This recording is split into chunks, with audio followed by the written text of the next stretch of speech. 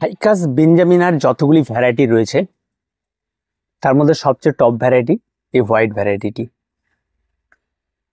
এই সমস্ত গাছগুলি যারা নতুন বাগানি তারা করতে পারেন, দেখতে অত্যন্ত সুন্দর।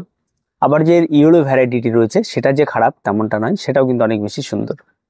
তো এই গাছটি এই সময় যখন বৃষ্টির জল পড়ছে তখন এর গ্রোথটা একদম সর্বোচ্চ, আর এই সময় এসে এই গাছগুলি লাগানোর একদম উপযোগী সময়।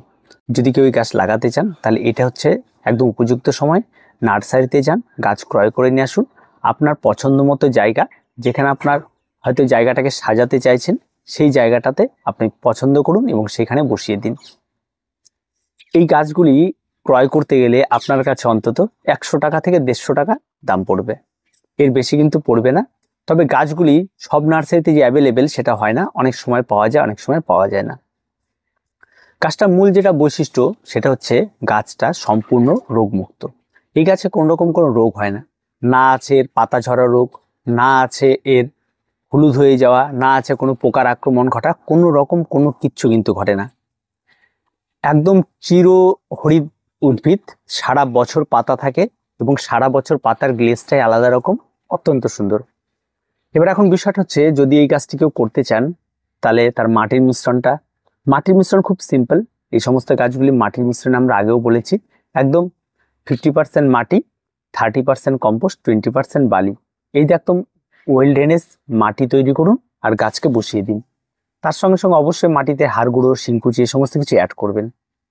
এই গাছগুলির একটা বেশ গুণ ভালো রয়েছে, সেটা হচ্ছে এরা কম আলোতেও যেমন খুব ভালো সার্ভাইভ করতে পারে, এরা বেশি আলোতেও খুব ভালোভাবে বেঁচে থাকতে পারে।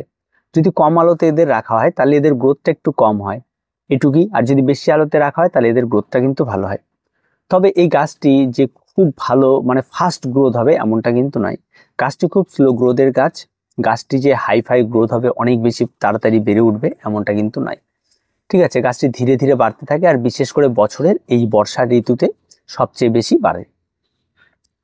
এবার আসি, আপনারা হয়তো একটা আইডিয়া নিয়ে দিতে পারলেন সূর্যালোকের বিষয়টা, যে সব রকম সূর্যালোকে এই গাছটি হয়ে থাকে। খোলা আকাশের নিচেও হবে, আবার আপনি যদি কোথাও যদি 1 থেকে 1.5 ঘন্টা রোদ লাগে তেমন জায়গাতেও হবে। জলের বিষয়টা নিয়ে অতটা ভাবার কিছু নেই, গাছগুলি যথেষ্ট স্ট্রং। গাছের গোড়ায় যদি একটু জল জমেও যায় তাতে কোনো অসুবিধা নেই, তবে কন্টিনিউ জল জমলে যে কোনো গাছের ক্ষেত্রেই ক্ষতি হয়, তাই এই গাছগুলো আলাদা কোনো কিছু নয়। তো কন্টিনিউ যাতে জল না জমে সেই বিষয়টা একটু খেয়াল রাখবেন। এবার গাছটা অত্যন্ত লাকি প্ল্যান্ট, যার জন্য এটা গাছটি রাখা হয় এটা আমরা প্রত্যেকেই জানি। আর তার সঙ্গে সঙ্গে যে ব্যাপারটা থাকে খাবার দেওয়া, ফার্টিলাইজার তেমন বারবার করে প্রয়োগ করতে হবে এমনটা থাকে না। বেশি খাবার প্রয়োগ করলে এই সমস্ত গাছগুলো অনেকটা বড় হয়ে যাবে, তখন গাছ দেখতে ভালো লাগে না। গাছ যত ছোট থাকবে গাছকে ছেটে দিতে হবে, গাছকে আবার ভালো করতে হবে, একটু ছাটলে গাছ দেখতে সুন্দর হয়। এই ব্যাপারগুলি আপনাকে মানতে হবে, এগুলিকে করলেই কিন্তু যথেষ্ট এবং সুন্দর গাছ হবে। আর গাছে খাবার বলতে একটু মিক্স খাবার, যখন বর্ষার আগে একবার দিয়ে দেবেন, আবার বর্ষার পরে একবার দিয়ে দেবেন, তাতে হবে। মিক্স খাবার বলতে হাড় গুঁড়ো, শিংকুচি, নিমখোল, ভার্মি কম্পোস্ট এই মিশিয়ে 1 মুঠো মতো একটু দিয়ে দিলেই যথেষ্ট। আর তেমন কোনো কিচ্ছু লাগে না এই ফাইকাস বেঞ্জামিনা গাছে। অত্যন্ত ভদ্র গাছ, অত্যন্ত লক্ষ্মী গাছ, এবং কোন রকম কোনো পরিচর্যা নেই, নতুন বাগানীদের জন্য বেস্ট গাছ। আর গাছটি কিন্তু আবারও বলছি, লাগানোর পরে যে খুব ফাস্ট গ্রোথ হবে এমনটা কিন্তু না, স্লো গ্রোথের গাছ। আর গাছটির আরেকটা গুণ যেটা রয়েছে, গাছটি সারা বছর আপনার ছাদ বাগানে থাকবে। শীত, গ্রীষ্ম, বর্ষা সারা বছর আপনার ছাদ বাগানে এরা থাকবে এবং এরা খুব সুন্দরভাবে থাকবে। আপনি চাইলে যে কোনো নার্সারি থেকে নিয়ে আসতে পারেন, আর যেভাবে বললাম এভাবে আপনারা করুন। একদম সহজ পরিচর্যার গাছ, এর থেকে সহজ পরিচর্যার গাছ আর কিছু হয় না।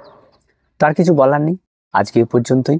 একদম সিম্পল ছোট্ট একটা টিপস দেওয়ার ছিল এই গাছটি এখন লাগানোর সময় যেহেতু।